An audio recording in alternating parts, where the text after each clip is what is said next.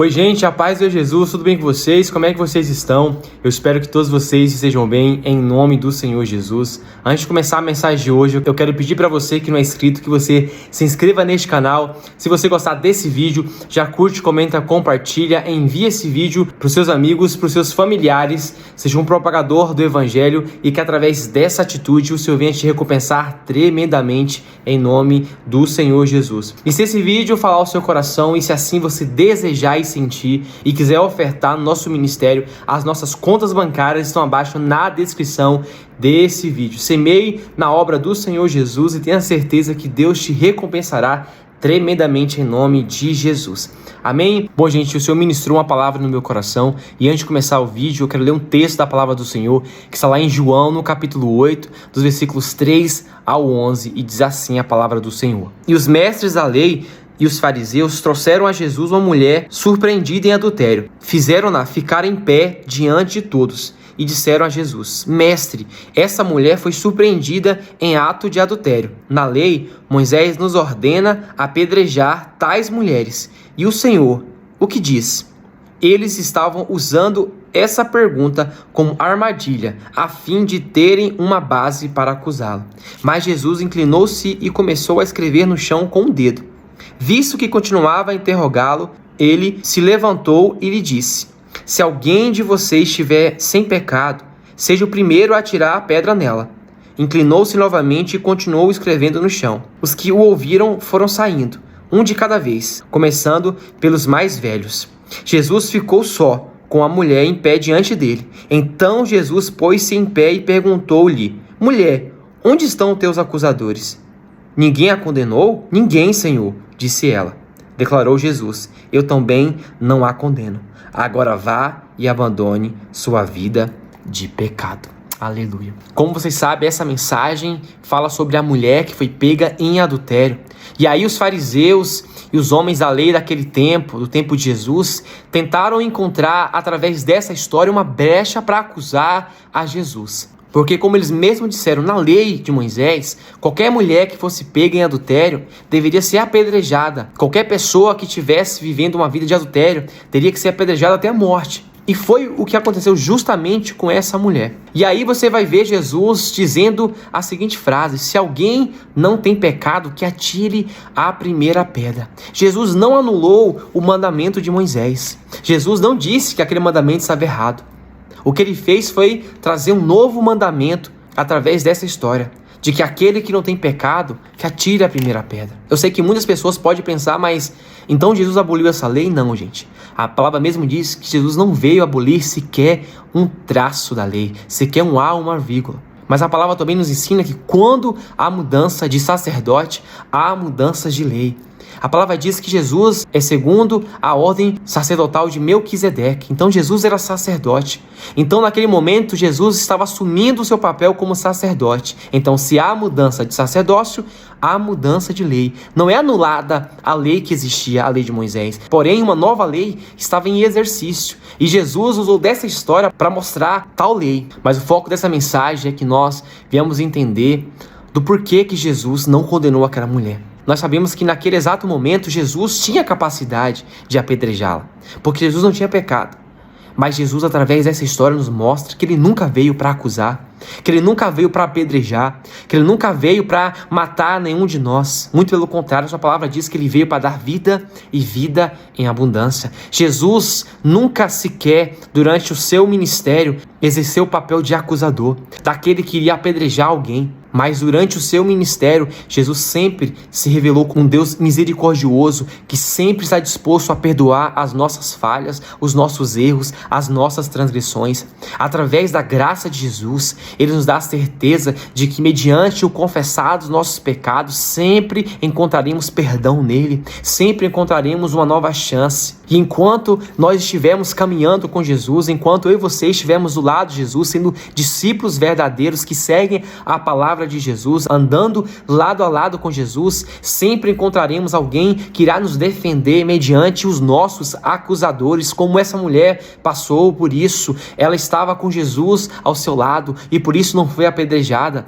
Mas imagina se naquele momento ela não tivesse Jesus, certamente teria sido apedrejada. Jesus, neste momento, atua como nosso advogado, nos defendendo das acusações daquele que diante dele tenta encontrar brechas para nos acusar, tenta encontrar meios para destruir a minha e a tua vida, mas a glória e a graça de Jesus nos perdoa, a graça de Jesus nos defende, a graça de Jesus nos salva da acusação. João, em sua primeira carta, no capítulo 2, versículo 1, traz uma mensagem muito linda, onde ele diz: meus filhos, essas coisas vos escrevo, que ninguém peque, mas se alguém pecar, temos um advogado diante do Pai, que é Jesus Cristo, o justo. Olha que palavra tremenda. Sempre encontraremos alguém que irá nos defender diante do Senhor, que irá advogar por nós, nos perdoar do nosso pecado. Hoje nós temos acesso a isso, hoje nós temos Ele como nosso advogado, estamos num tempo da graça, mas uma coisa nós precisamos entender, você precisa entender, não é porque você vive no tempo da graça que isso dá direito de você cometer o pecado que você quiser, agir de qualquer maneira, seguir uma vida desordenada, não se preocupando com uma vida de santidade diante do Senhor, porque não é para isso que Jesus veio ao mundo, Ele veio para trazer arrependimento, veio para trazer salvação. Nós somos sim justificados através de Jesus, nós somos sim perdoados através de Jesus, mas não podemos usar da graça de Jesus como combustível para vivermos uma vida de qualquer maneira, para vivermos uma vida de pecado aqui na terra, não. Ele veio para trazer vida para nós, e a Bíblia diz que é vida em abundância, mas para isso ele diz: arrependam-se e vivam uma vida de santidade, arrependam-se e não vivam uma vida de pecado. Foi a mesma coisa que ele disse para essa mulher: olha, os teus pecados estão perdoados, mas vá e não peques mais. Jesus perdoou aquela mulher, mas ele deu uma ordenança para ela, que ela não cometesse os mesmos pecados, que ela não cometesse pecado mais, para que ela não fosse condenada, para que o pecado que ela cometesse não trouxesse a morte sobre ela. E isso que acontece com muitas pessoas. Muitas pessoas usam do fato da graça, de Jesus ser o nosso advogado, aquele que nos justifica, aquele que está diante do Pai para advogar ao nosso respeito, e vive uma vida completamente desordenada aqui na terra. Não se preocupa com as coisas espirituais, com o seu espiritual, não se preocupa em viver uma vida de santidade, não estão nem aí com a palavra de Deus e acha que Jesus está lá advogando por elas. Jesus tem compromisso, entenda uma coisa, com quem tem compromisso com Ele. Jesus, ele está disposto a lutar, a batalhar por aqueles que estão dispostos a viver uma vida diante da sua palavra, mediante a sua palavra, viver uma vida em santidade. Jesus tem compromisso com quem quer ter compromisso com Ele. Ele não é aquele que vai acusar você diante do Pai, mas não permita que o diabo use da graça de Jesus para te iludir e te dizer: não, tá tudo bem. A forma que você vive, os seus atos, as suas atitudes, continue assim, porque você vai ser perdoado sempre. Se engana quem pensa dessa maneira, se engana quem vai por esse caminho. Ainda que nós tenhamos hoje diante do Senhor um advogado que advoga as nossas causas, nós precisamos entender que a vida com Cristo é uma vida de renúncia, é uma vida onde nós temos que escolher aquilo que Jesus nos ordena, de fazer os mandamentos que Jesus deixou para cada um de nós. E na maioria das vezes vai ser uma vida, gente, de renúncia, aonde você vai fazer, ainda que sem vontade, mas tendo que entender que é isso que Jesus espera de mim e de você. A graça dele sim nos purifica, nos perdoa, mas a graça de Jesus não é preceito para que nós venhamos viver uma vida de pecado aqui na terra, uma vida de qualquer maneira. Sempre terá aqueles que vão te acusar, mas se você viver uma vida de propósito em Deus, entregando teu coração verdadeiramente ao Senhor, você sempre vai encontrar um advogado diante do Pai para advogar as tuas causas, para rebater as acusações do diabo,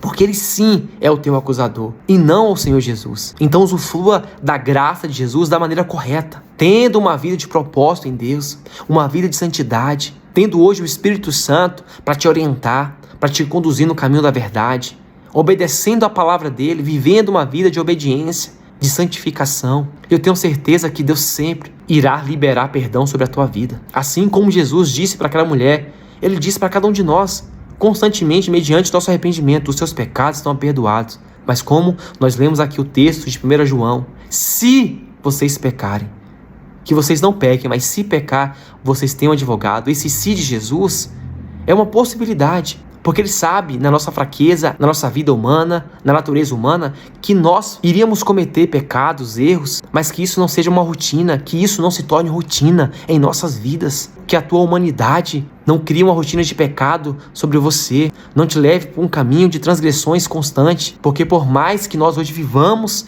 na graça de Jesus, vai chegar o tempo aonde ele deixará de ser advogado, irá se tornar juiz, e aí não tem mais volta. Não terá mais alguém para advogar ao teu favor. Então hoje aproveite e usufrua da graça de Jesus para viver uma vida de propósito nele, de santidade com ele, se santificando dia após dia, tendo sempre ele como teu advogado, advogando as suas causas. Ainda que o diabo se apresente diante de Deus para tentar destruir, você vai ter sempre alguém para dizer: não, ele é meu servo. Ele errou sim, mas tem buscado uma vida de propósito, tentado buscar uma vida de santidade, de santificação. É isso que Jesus quer para cada um de nós, que a graça dele seja um combustível para vivermos uma vida de mais santidade, de mais santificação, e não um transporte que nos leva a viver uma vida de pecado constante. Não é o propósito da graça, não foi para isso que Jesus veio ao mundo, para trazer da sua maravilhosa graça. Ele veio para nos capacitar a vencermos os vícios, os pecados que a natureza humana até então não conseguia. A graça de Jesus me capacita e capacita você a vencermos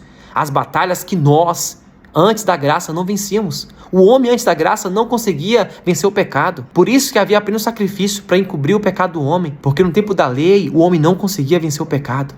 A lei veio para mostrar isso, mas a graça vem para nos capacitar a mim e a você a vencer o pecado, a viver uma vida de santidade. Então a graça de Jesus te dá a possibilidade sim de ter uma vida de santificação constante em Deus. A graça não é uma porta para que você viva uma vida de pecado constante. Não, a graça é para te capacitar a você vencer todas as aflições, aos desejos da carne, a rejeitar as bandejas de Satanás na tua vida. Porque Jesus, como homem, ele venceu o pecado. Então nós, pela graça de Jesus, também temos essa capacidade.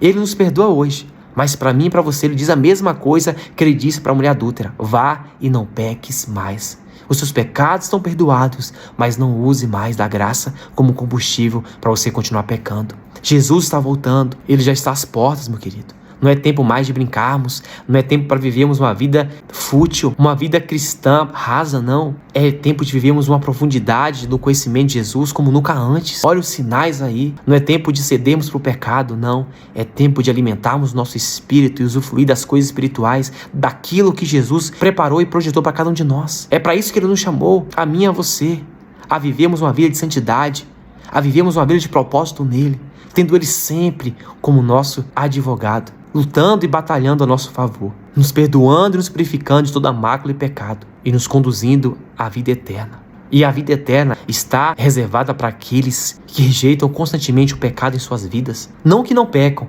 mas que sempre lavam as suas vestes, que sempre rejeitam os desejos da sua carne, que sempre se voltam contra as coisas imorais deste mundo. E não para aqueles que se lambuzam no pecado e vivem de qualquer maneira. Para estes há um destino certo, que é a condenação eterna, que é o inferno. Mas para aqueles que lavam as suas vestes, que reconhecem a sua fraqueza e que buscam a santidade e a santificação, há um caminho preparado, que é o da eternidade, da salvação eterna. E qual caminho você quer trilhar? O da salvação ou da condenação? Se você escolheu o da salvação, Jesus está dizendo para você hoje: olha, eu te perdoo dos teus pecados, mas não viva mais essa vida de vícios e imoralidades, de transgressões, vivendo de qualquer maneira, cedendo para a tua carne, não.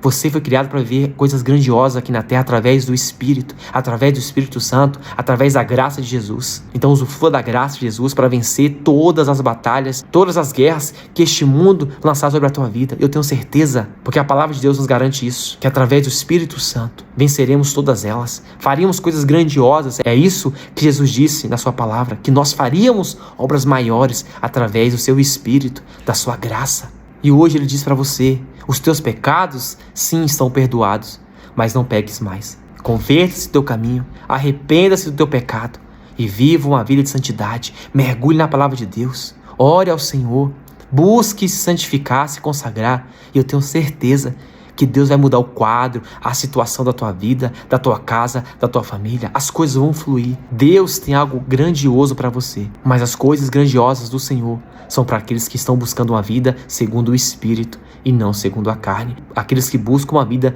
de santidade e santificação, e não aqueles que estão aqui cedendo aos desejos deste mundo, aos desejos da sua carne. Amém? E é isso, que essa mensagem, que esse vídeo edifica a tua fé em nome do Senhor Jesus. Um beijo no coração e até a próxima.